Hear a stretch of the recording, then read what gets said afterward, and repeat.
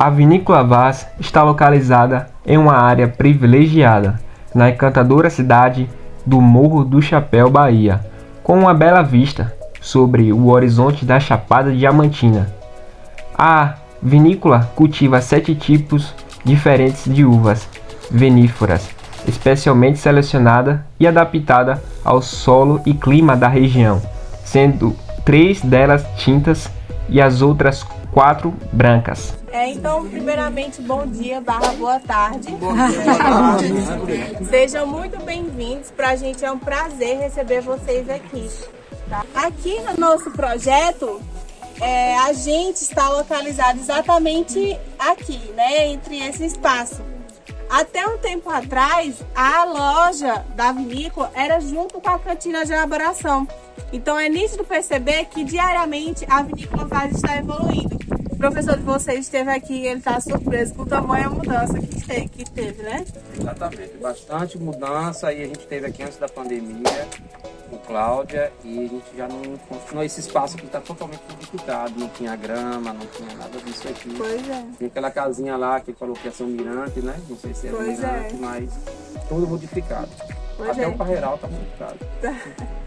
Então é nítido perceber que Vinícola Vaz está crescendo, assim, graças a Deus. Aqui é onde está a cantina de elaboração. Até um tempo atrás, o Jairo Vaz, que é proprietário da vinícola, tá? Ele é mineiro. Ele pegava as uvas, colocava no caminhão e levava até Petrolina para fazer o processo de elaboração. Hoje a gente já faz esse processo aqui, tá? Hoje a gente tem um profissional, um enólogo responsável para fazer esses vinhos aqui, que sou eu. Aqui a gente tem uma casa onde a gente mora, alguns funcionários nossos, né? A gente tem muitos funcionários que moram aqui, tá? Que nem o Jário fala, que ele não tem funcionários, eles têm anjo na vida deles, né? A gente tem alguns funcionários que acordam de madrugada para matar formiga porque isso prejudica o parreiral, né? Então é algo muito bacana, assim. A família que a Vaz tornou. Aqui a gente tem uma casa de tratamento de água, que é essa pequenininha ali, e toda a nossa água passa por tratamento, tá? Logo aqui a gente tem um reservatório, e esse reservatório é utilizado para irrigação do nosso parreiral.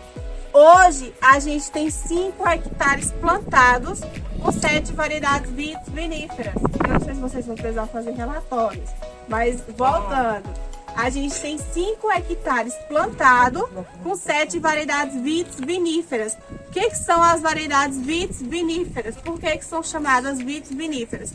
São as variedades de uva que estão predestinadas para a elaboração de vinho, apenas de vinho. E aí a gente tem as vites americanas, vites labruscas, que são aquelas uvas de mesa, por isso que são diferentes. As uvas de mesa, a gente preza muito pelo aspecto visual, né? E uva para vinho preza mais pela qualidade da uva, que é o que vai fazer o nosso vinho, não é isso? Então existe essa diferença. E as nossas são vites viníferas. Então hoje a gente tem 7 variedades, tá? São 3 tintas e 4 brancas. Quando eu digo tintas, são aquelas vermelhinhas e brancas são as verdes, tá? Aqui em cima a gente tem um projeto de fazer um chalé em formato de barrica, que a barrica é esse, né? Só que vai ser para as pessoas poderem vir e dormir dentro, né? Só que houve uma pequena mudança no projeto que não vai ficar lá pro final, né? A gente já começou a construção e vai ficar literalmente dentro do parreiral. Então, em uma linha dessa nós vamos ter 6 e outra linha dessa vai ter 6. Inclusive, se vocês olharem atrás de vocês, ela já está sendo construída ali. Pois é, então vai ser algo bem bacana para vocês voltarem e ficar hospedados dentro de uma barriga, dentro do parreiral. Legal. Houve também uma mudança, porque a vinícola aqui no projeto está lá para o final, só que ela vai vir para cá, né? Porque quando a gente subir aqui, os turistas, vocês vierem subir aqui, vai ficar vendo todas as barricas aqui. Então vai ser algo bem legal. E aqui a gente tem um projeto, né, de fazer tipo um condomínio privado, onde cada proprietário que comprar um lote desse vai ter direito a uma fila de produção. E aí ele vai poder produzir o vinho dele na nossa vinícola. E aí ele vai poder escolher a variedade que ele quer e o rótulo dele, tá? Então essa seria a parte que a gente ia para o campo. Só que vamos estar por aqui e depois vai ficar revezando.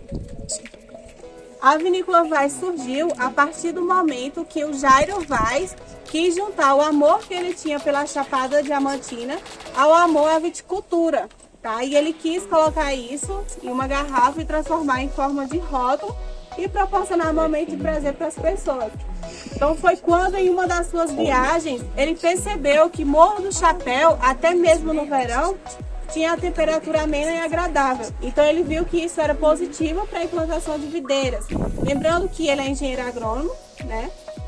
E que ele já trabalhava com variedades de mesa, que são as vites labruscas, né? Só que ele queria mudar para as vites viníferas, porque ele tinha um amor pelo mundo dos vinhos, né? Então em 2007 ele viajou para a França, ficou estagiando em uma cooperativa, a qual faz excelentes champanhes lá na França, e fez amizade com o presidente, que é Cristiano Jojo.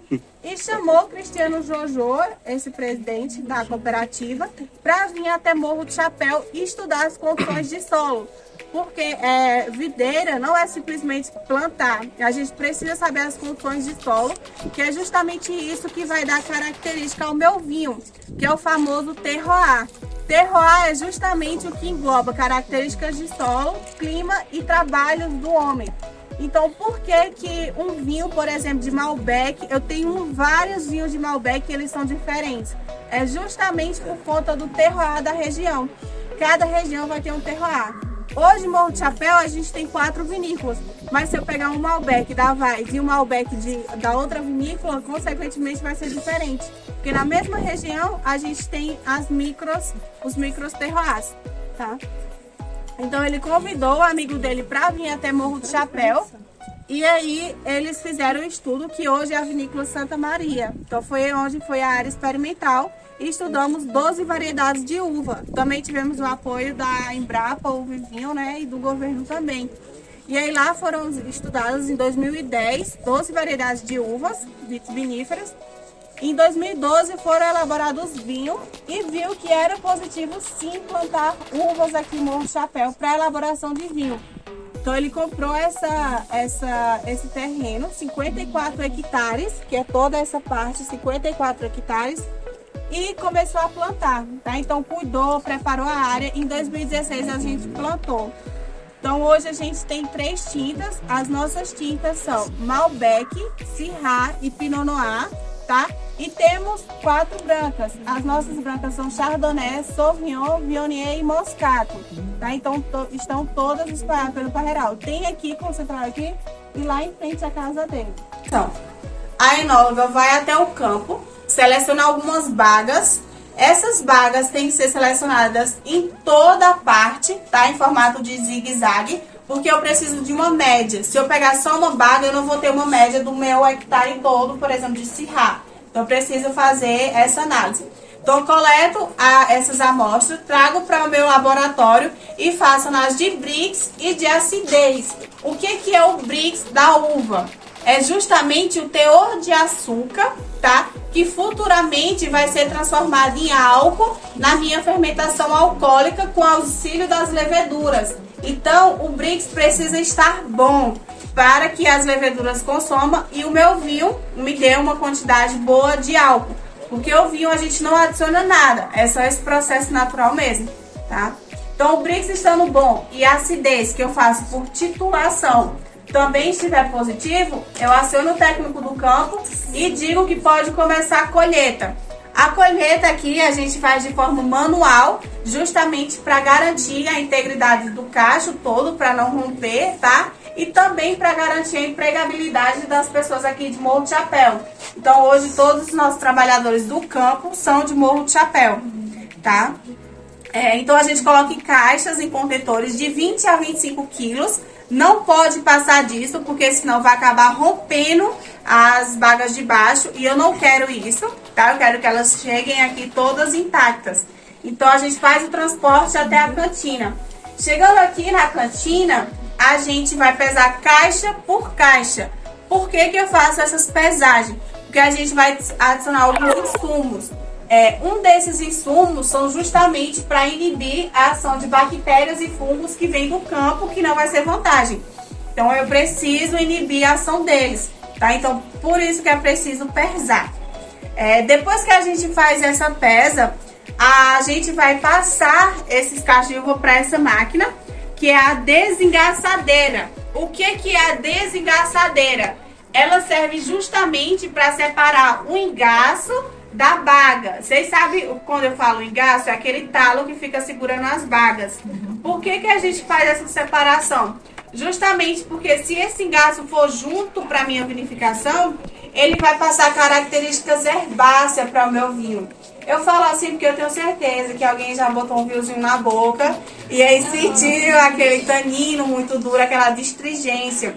O que seria o tanino? É quando a gente come uma banana verde, que a boca fica com aquela secura. Isso é o tanino e não é vantagem para o meu vinho. Por isso que eu preciso retirar esse engaço.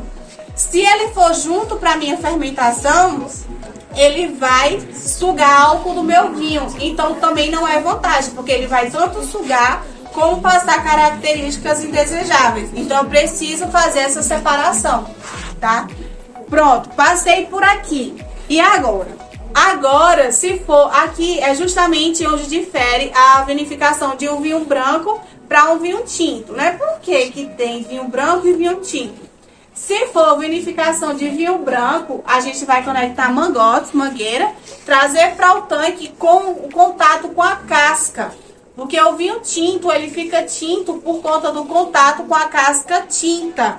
E aí a película que vai passar cor para o meu vinho. Porque a polpa da uva, ela é cristalina. Então eu preciso deixar em contato com a casca, tá? Esse contato se chama maceração. Durante a maceração, vai estar junto com a fermentação alcoólica. Então as leveduras vão estar consumindo e as minhas cascas vão ficar todas em cima. Então eu preciso fazer uma mistura. E a gente faz o que é chamado de remontagem, que é justamente a mistura mesmo, para fazer com que todo o meu vinho seja beneficiado, tá? No caso, se for vinificação de vinho branco, a gente, depois que tira da desengaçadeira, já faz a prensa. Eu vou apontar para vocês, ali atrás é a nossa prensa, não vai para ver depois vocês verem. Que é onde vai esmagar as polpas que ainda estão com líquido, né? Então o vinho branco, quando sai da desengaçadeira, vai direto para a prensa, porque eu preciso só do líquido para fazer o vinho branco. E vinho tinto, ele fica em contato com a casca. Tá, mas quanto tempo que eu vou deixar o meu vinho em contato com a casca? No mundo da enologia, tudo depende. Qual tipo de vinho que você quer? É um vinho de longa data? É um vinho mais jovem? Porque tudo isso depende muito. E eu vou estar analisando sensorialmente, né? E através de análises químicas. Aqui a gente deixa em torno de uma semana esse contato com a casca, porque já atribui pra gente a coloração desejada, tá bem? Então depois disso, que sai daqui, vai pra prensa, porque aí eu não quero mais a casca, né? Eu quero só o líquido mesmo, aí depois vai pra prensa. Depois disso, vai pra fermentação malolática, no caso dos vinhos tintos, né?